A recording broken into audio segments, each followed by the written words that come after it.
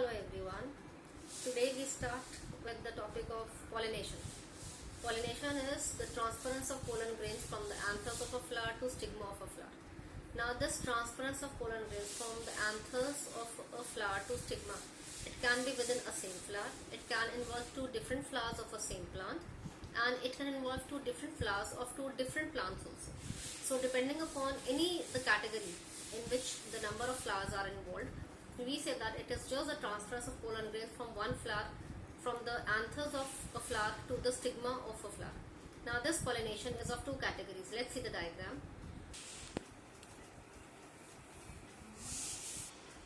Now see this diagram. It is the transfer of anthers from the pollen grains from the anthers of a flower to stigma of a flower of a same flower. So this is involving a single flower, or it is from one flower to the another flower of a same plant. So when this involves a same plant, a single plant, that is called as self pollination. Self means within a same flower or two flowers of a same plant. But when it involves two different plants of two different flowers, then it is called as cross pollination.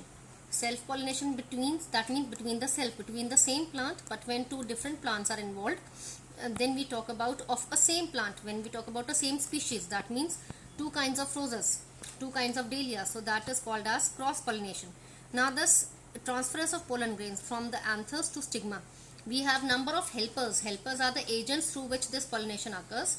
Now this agents of pollination can be water, can be wind, can be insects, can be animals. Now when they are carrying the pollen grains, when it is through the transference of wind, the wind is transferring the pollen grains from the anthers to stigma, that is called as wind pollination.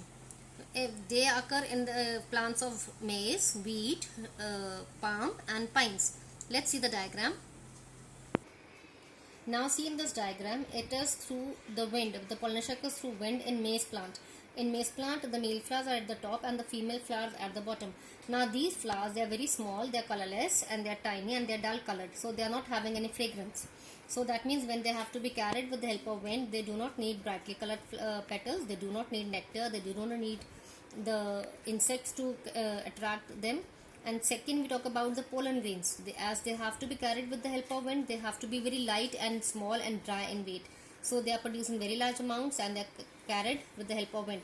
Now the stigma you can see in this female flower, it is coming out of the female flower. It protrudes out of the female flower so that it can catch up the pollen grains which are given by the male flowers from the upper part. So from the air, as the male flowers are giving out the pollen grains, the stigma is protruding out of the female flower. It is large and feathery and it is taking up the pollen grain from the air, as in this kind of part.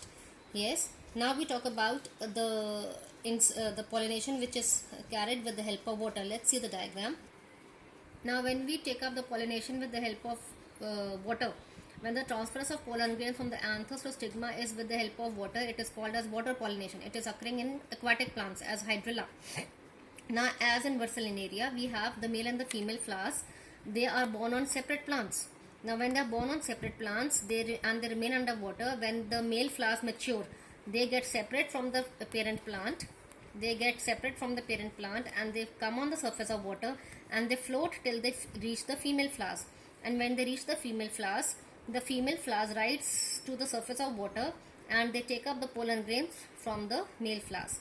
Now when they come to do this and the pollination is complete and the pollen grains stick to the stigma of the female flower and the pollination is completed. Now over here again they have to be carried with the help of water. The pollen grains are produced in very large amounts. The male flowers are very small and they detach from the parent plant, come float on the surface of water and they reach the female flowers. Thank you. Now see this diagram. In this we have the pollination by insects. Now when the pollen grains are carried with the help of insect, it is called an insect pollination, as in case of rose, salvia, jasmine, dahlia. Now in this the male flowers, the maximum the flowers, as they carried with the help of honeybee, the butterflies, the moths, the wasp, they visit the flowers for the nectar.